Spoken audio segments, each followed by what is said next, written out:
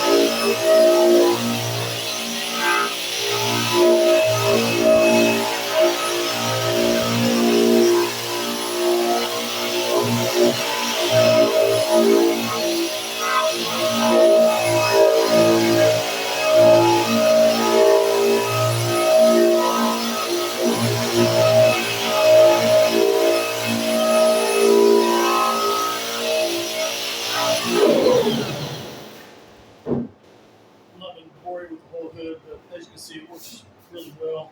I like it getting up into this curved area here too. The rotation of the drum, you just pull it right up in there and clean it up. This particular model, this is the Hercules.